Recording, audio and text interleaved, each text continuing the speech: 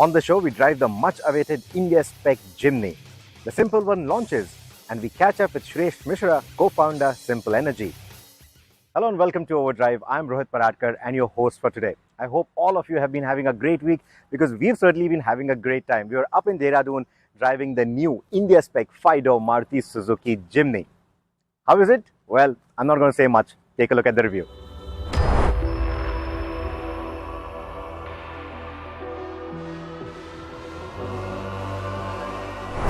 It's been ages since Maruti Suzuki discontinued the Gypsy. I remember how as a kid I used to adore that car, still do. But you see, with the big influx of soft-roaders which have plenty of creature comforts, the Gypsy didn't really find many takers in the last couple of decades. But now people are bitten by the adventure bug. Everyone seems to be lapping the Mahindra Thar as if they were prepping for a gold rush. So you see, there is now space for a focused off-roader, and which is why the spiritual successor to the Gypsy is now back. It has been ages since Maruti Suzuki has been making it and exporting it out of India, and we've never got a chance to drive it. Finally, today is the day when the new Jimny is out here on the Indian roads and we are driving it. Take a look.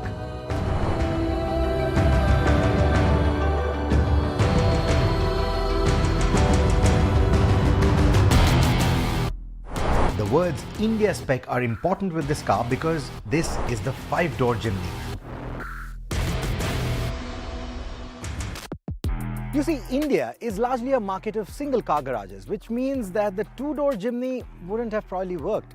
I know a lot of you Thar owners out there will disagree, but then the 2-door Jimny is so compact, it just wouldn't make much sense for the Indian audience if that was going to be the only car in the garage. That would have made it a very niche offering. This one will certainly find more takers. The 5-door configuration gives it a 340mm longer wheelbase than the 3-door. And a lot more boot space too. The boot space seems pretty shallow on paper, but honestly it's not too bad because you get this large squarish opening, which means that you can put 2 large suitcases. That shouldn't be a problem at all. And the loading lip isn't too high either. So overall, the ergonomics or the space of the boot, not something that I'll complain about. And should you need more space, you can always drop these 50-50 split seats. Now, speaking of the seats, the rear door, it's not too wide. You can see that it's not too wide. However, because of the height of the car, ingress and egress isn't that big a problem. It doesn't feel as tight as a hatchback. The width of the cabin, however, is comparable to a Swift.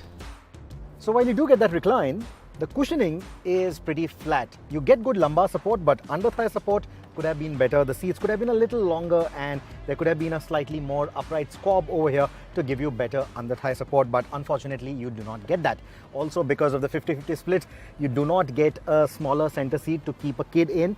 This place is only good enough for 2 adults. You also get 2 adjustable headrests and only 2 seat belts. So strictly 2 adults only. You do get ISOFIX child seat mounts though, so you can place a child seat over here comfortably. That shouldn't be a problem at all. Speaking of comfort, well, this is the kind of knee room I get when I put the front seat, the driver's seat, to my preference. And it's honestly not too bad. And even though the right rail and the left rail for the seats is at 2 different levels, the foot space is still quite good. Even the headroom, they've scooped it out a little bit, the headliner, so you get decent headroom as well. Visibility outside of the window is also quite good. However, the headrests at the front are quite large, the seats are nice and broad, so they make it quite comfortable for the front passengers, but at the same time, the air conditioning, the overall air circulation is not up to the mark. I think when they extended the wheelbase, when they made this 4-door or a 5-door configuration, they should have also added rear AC vents. That I think is a missed opportunity. They definitely should have done that. You also do not get any center armrest because of the 50-50 split, and even to get some space for your knickknacks, you have to resort to only these pockets.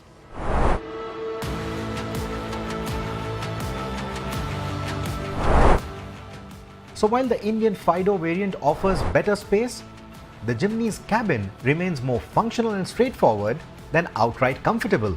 But the driver's seat should have been height adjustable. The dashboard, scratchy plastics, but I do like this rubberized big grab handle. Unfortunately, nothing like that for the driver. I'm going to come to that later. The dashboard layout, it looks quite nice with the whole grid layout. Some may not like it though, but I quite like it. It's very functional. I love those old school dials. It's got a very Japanese old school off-roader vibe. So I quite like it. The dashboard could have done with a bit more color, but I'm sure a lot of you might want to look at aftermarket options like wraps or maybe some inserts here and there, maybe some different bezels for the AC vents, etc. You'll also have to look at aftermarket options for some storage, because as you can see, there's hardly any storage. Even a plus size phone doesn't find any space anywhere. Should you choose the automatic, there is some space out here, but with the manual, there's nothing, because this tunnel console has these two levers, so there's absolutely no space here. You don't even get too many cup holders. You only get 2 cup holders here. There's nothing in the doors. There's no cool cup holder like some of the smaller Maruti Suzuki hatchbacks, etc. So yeah, in terms of the storage, in terms of utility spaces, not too much. Ergonomics are pretty decent, but this is clearly more function over form. While Maruti Suzuki couldn't confirm this, it looks like you should be able to hose down the cabin to clean all the muck and dirt. The chunky controls look good and their tactile feedback feels good too. The infotainment system isn't too basic. You get 2 touchscreen options with Android Auto and Apple CarPlay, and the top-end system gets connected technologies, voice commands and Archaime's tuned surround sound like some of the other Nexa cars. The audio quality honestly is pretty average. With those very slim door pads, there's a lot of reverbing that happens from those plastics, and that's the reason why the audio quality or the audio experience is not really the Archaime's level. So don't go by that brochure talk. The audio quality is just plain average. To add to it, the cabin fills up with all kinds of noises on the move. The engine note, transmission whines, road and wind noises, etc. Some of you will like that feeling, some of you may not. The sound insulation then is pretty average too. Further, the body shape punches a square hole through the air, which means that the aerodynamics don't aid the noise insulation or the efficiency. The body uses Suzuki's tech platform for its lightweight construction. The slim doors, vertical pillars, straight lines make the Jimny the boxiest SUV in its category. It doesn't look as imposing as the Thar or even the Gurkha for that matter, but it doesn't lack character either. It looks like the emoji of a G-Wagon or a Defender, and that's a big draw for the Jimny. Can it rule all terrains like these stalwarts though? So that's how the Maruti Suzuki looks inside and outside, but how does it ride on the road and of course off it? Stay tuned, we'll be back after a quick break to tell you all about it. Welcome back, you're watching Overdrive. So is the Maruti Suzuki Jimny a true blue SUV? Take a look. The terrain you see here is full of pebbled rocks from the dry riverbed, soft sand and slush, all of which challenge traction. Now you have seen vehicles tripoding, but letting 2 wheels on flat ground and dropping the other side down at a steep angle sure sounds and looks scary. But the Jimny handles that efficiently with its slim tires tiptoeing through the obstacles. We approached a 70-degree steep descent turning in, and the breakover angle, even for this longer 5-door Jimny, did not feel inadequate. And the fact that you can see both corners of the clamshell bonnet is a big plus.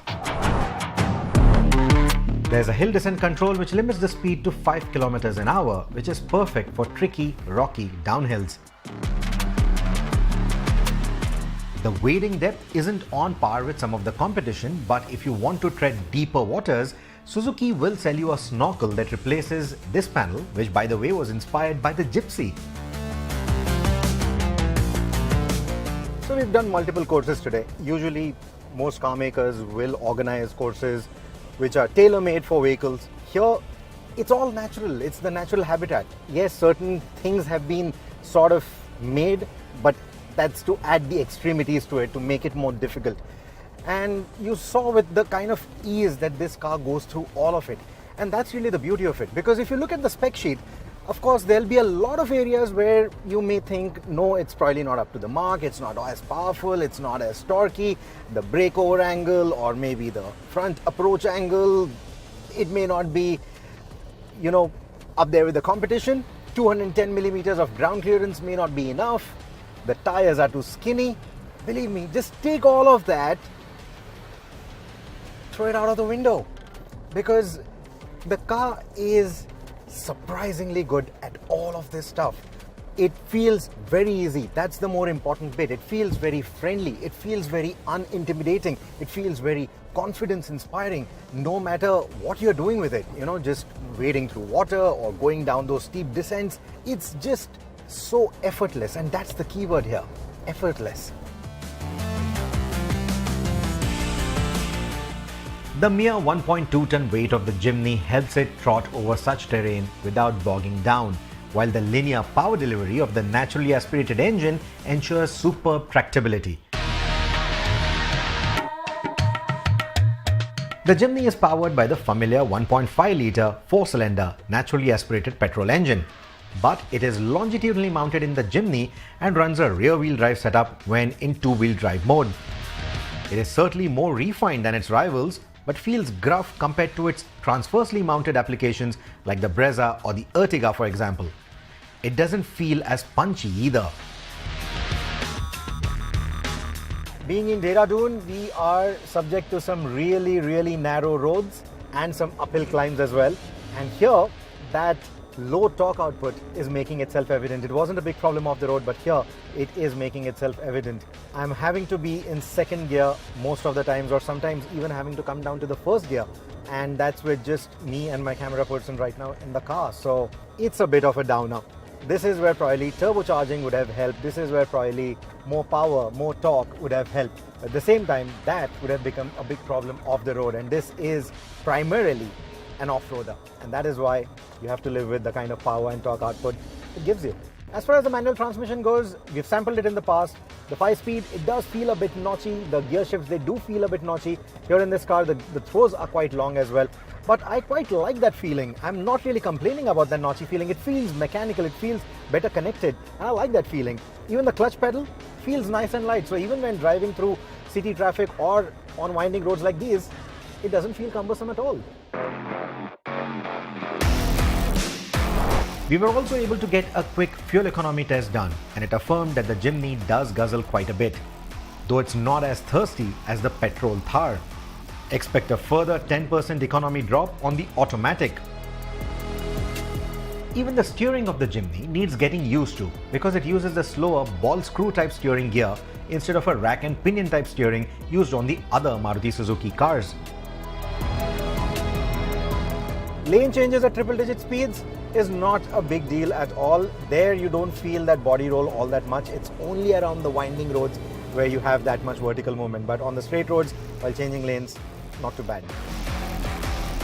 The highway stability of the Jimny is not too bad. Speeds of about 100 kilometers an hour, not too bad at all. It doesn't feel unnerving driving at this speed. Even braking at this speed, not a problem at all. But yes, the brakes do have a bit of a spongy feel to them. They don't feel as bitey, and that's expected on an off-road vehicle like this. The brake modulation is pretty easy because of that, and that's a very good feeling. But yes, you again, like the steering, even the brakes feel a little slow, so you have to factor that in if you're going to be driving at triple-digit speeds.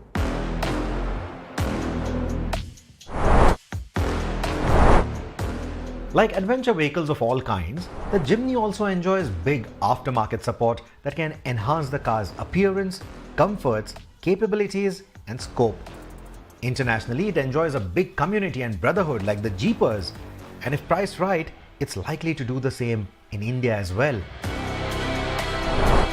Most of you often say what's being marketed as SUVs aren't really SUVs, they're crossovers. Well, here's one car that's a true blue SUV then. Old-timers, the gypsy communities, and people like me maybe wanting to own a gypsy at some point will find a modern mountain goat in the Jimny. So while it may not be the right car for a single car garage, it's a must-have in your garage if the adventure bug has bitten you. Well, the Maruti Suzuki Jimny is a promising product, but pricing is going to be key. If priced right, would you choose it over a Mahindra Thar? Well, that's a story for another day. But it's time now for a quick break. On the other side, Chris has caught up with one of the co-founders of Simple Energy to give you insights about the company and its future plans. Stay tuned. Welcome back. You're watching Overdrive.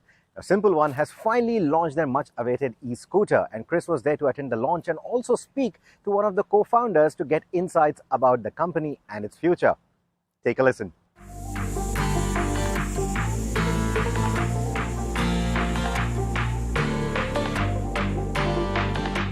We were recently invited to Simple Energy's manufacturing plant in Shoolagiri, Tamil Nadu, to witness the launch of its first exciting electric two-wheeler proposition for the country, the Simple One.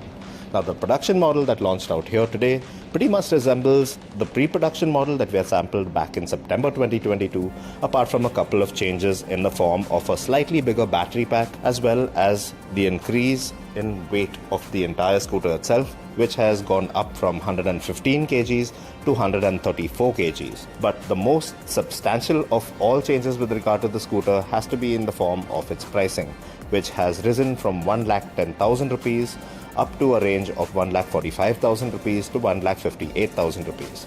Now, we caught up with one of the co-founders of Simple Electric, Shreyash Mishra, to find out a little more in detail about the recently launched product.